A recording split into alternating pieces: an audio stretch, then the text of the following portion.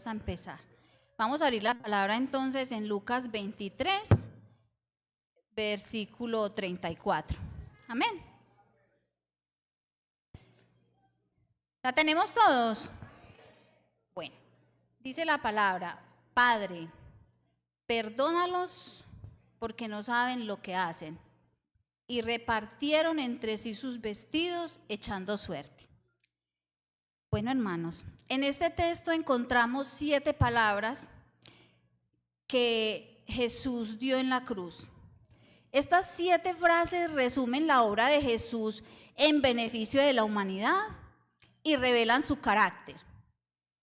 En este momento solemne, cuando el sumo sacerdote entraba en el templo el día de la expiación, al lugar santísimo para ofrecer a Dios la sangre del sacrificio y el incienso de la oración por su pecado y el pecado de su pueblo, mientras el pueblo esperaba callado y tembloroso para recibir la gracia y el perdón de parte de Dios. Esto era lo que pasaba antes, amén, lo que hacían los sacerdotes antes. Hoy recordamos el sacrificio ofrecido por el sumo sacerdote, el que derramó su propia sangre para pagar el precio del pecado de la humanidad. Como las campanillas que adornaban el vestido de Aarón, tintineaban al entrar y salir del templo, del lugar santo para no morir, hoy resuenan las palabras: Cristo dijo en la cruz en medio de sufrimientos indecibles, porque Él sí debía morir. Acompáñenme a volver a vivir de cerca como lentes de 3D, como con lentes de 3D. El espectáculo de la bárbara crucifixión de 3 malhechores y clavado al tosco madero del centro, al supuesto peor de los 3. Ocupémonos por ahora del centro. La multitud que gritó en días anteriores: crucifícale, crucifícale, y que pidió que se le soltara Barrabás, logró la condenación del inocente. Lo vieron atormentado, con azotes, ensangrentado, inflamado, con moretones. No había en él belleza ni majestad alguna. Su aspecto no era atractivo ni deseable. Era objeto de burla y desprecio. Ahora ha llegado el momento culminante, el deleite de saborear la agonía de su víctima y de contemplar el final de la tragedia. Hermanos, el título que le he dado a mi mensaje es Factura pagada. En el primer punto tenemos el destinatario de la oración, al que fue dirigido la oración, al Padre. Jesús se dirigió al Padre en 3 ocasiones mientras estaba en la cruz. Al iniciar su sufrimiento, mientras estaba en el sufrimiento y al terminar su sufrimiento, dando una lección sobre la necesidad de orar mientras estamos en sufrimiento. El Dios hombre se dirige aquí como hombre al Dios Padre, al inventor, al que lo planeó todo desde el principio, que planeó la reconciliación con el hombre. Jesús, como abogado intercesor de los delincuentes, intercede igual que el sumo sacerdote por Israel en el santuario. Hermanos, yo veo a un superhombre, porque en lugar de deshacerse en lamentos y quejas y pedir venganza, se olvidaba de sus penas propias. ¡Qué hermosura! Y ruega al Padre por sus verdugos.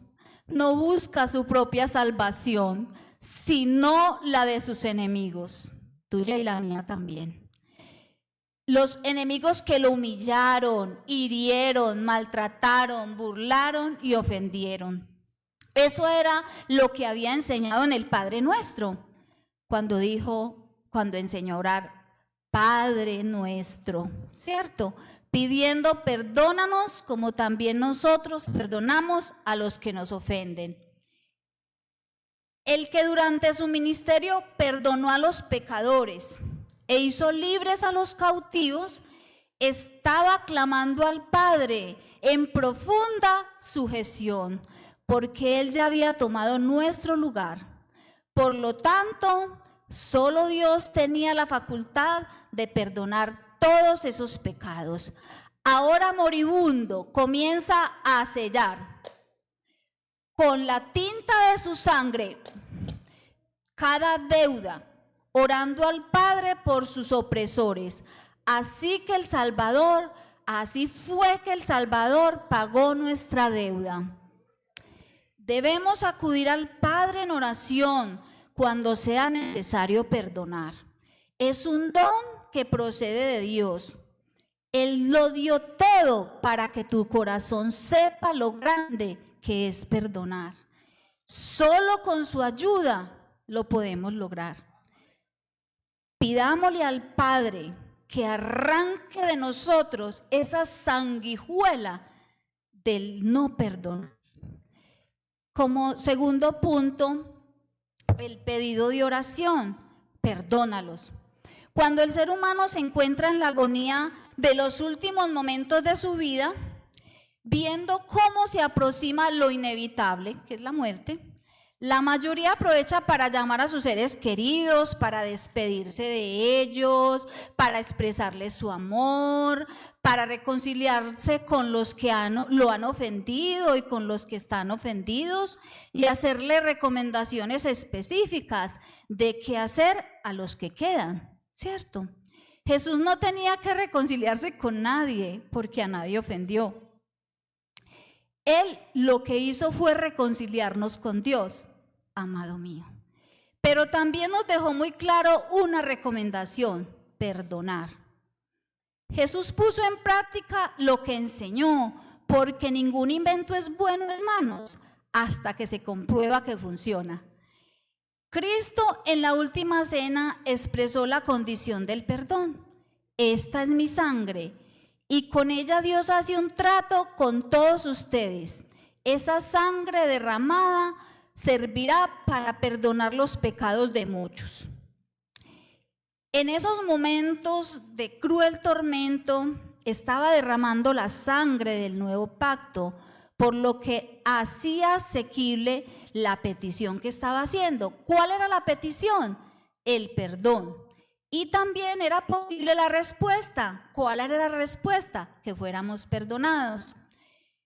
Así fue que el Salvador pagó por nuestra deuda. Si para perdonarnos Dios tuvo que entregar a muerte a su Hijo, eso significa que nosotros no debemos escatimar esfuerzo alguno para perdonar a los que nos ofenden. Pero los necesitados del perdón eran solo esos verdugos. ¿Ustedes qué piensan? ¿Eran ellos los únicos delincuentes? No. Todos estamos montados en el mismo bus,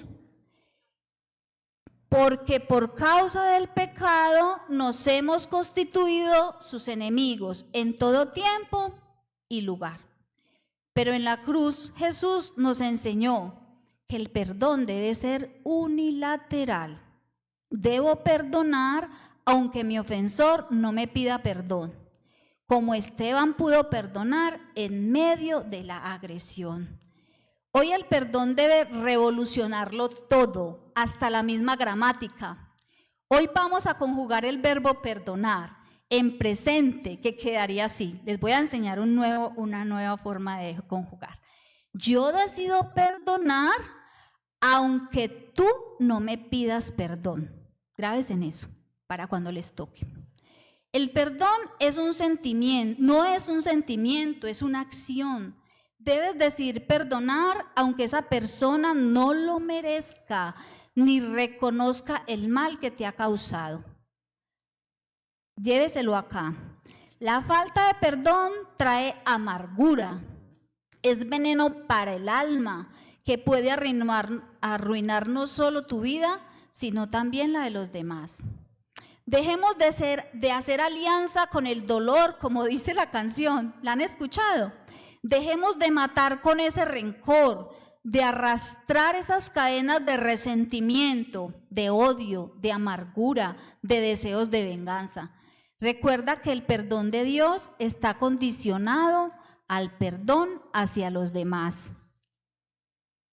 Como tercer punto, la razón de la oración, porque no saben lo que hacen. La ignorancia o el desconocimiento de quién era Jesús no los hacía inocentes. Si fuera así, Él no hubiera pedido perdón por ellos.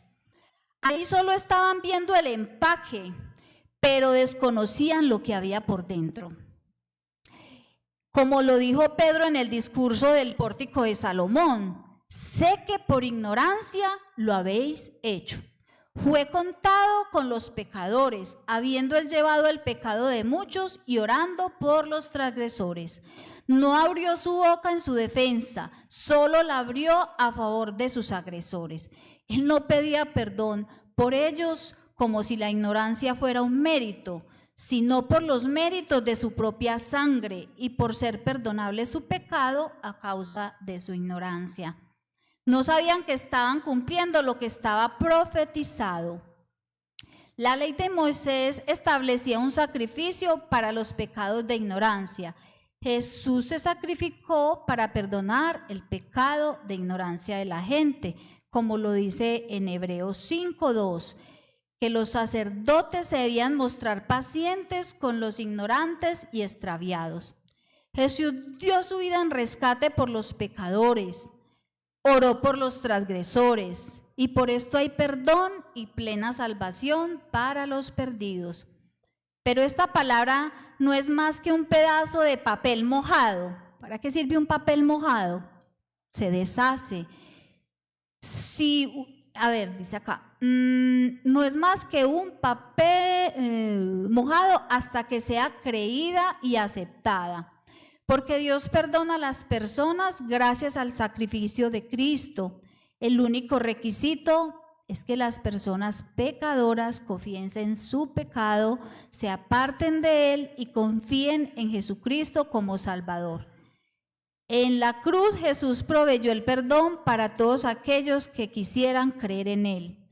Jesús pagó el castigo por los pecados que cometimos en nuestra ignorancia e incluso por los pecados que cometimos deliberadamente. Cuando nacemos de nuevo, nosotros también nos convertimos en esa respuesta: Padre, perdónalos porque no saben lo que hacen. Somos beneficiarios de esa oración. De todas las ironías de la cruz que son vigentes hasta hoy, no hay otra mayor que el hecho que para que los seres humanos tengan vida, tiene que morir un inocente. La cruz proporciona la expiación que perdona el pecado. Así fue que el Salvador pagó por nuestra deuda. Jesús lo ofrece todo para mostrar su amor a su prójimo, aun cuando éste sea injusto con él. A veces no nos damos cuenta de cómo estamos delante del Señor, hasta que su gracia nos revela nuestra condición. ¿Cuántos queremos que su gracia nos revele qué pecado tenemos por ahí todavía escondido, que no hemos perdonado? Jesús es un claro ejemplo de que quien anda con Dios ha de alcanzar a los perdidos. Lo menos que debemos hacer es proclamar con nuestros labios y nuestros actos el perdón que le llevó a él a la muerte.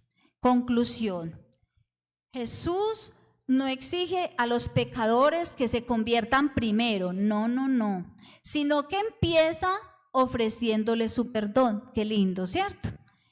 Cuando una persona ha experimentado el perdón de Dios, entonces puede y es responsable de perdonar a los demás, porque todos hemos ofendido a Dios mucho más de lo que nos han ofendido a nosotros. El Evangelio de Jesús entrega al hombre el perdón y la tarea del perdón. Nos hace capaces de desactivar la bomba de violencia que amenaza con destruir la vida de la humanidad. Bueno, el primer requisito para alcanzar la paz en las condiciones actuales de la humanidad, dividida por la imposición de uno, el deseo de revancha de otro y el odio de todos, es el perdón. Amén. Inclinemos nuestra cabeza y meditemos, y que sea su gracia la que hoy nos revela qué sanguijuela tenemos todavía por ahí, para que hoy acudamos al Padre y nos ayude a despegar todas esas sanguijuelas que amargan nuestra alma, que nos llevan muriendo lentamente. Espíritu de Dios, hoy queremos salir de este lugar renovados con tu presencia.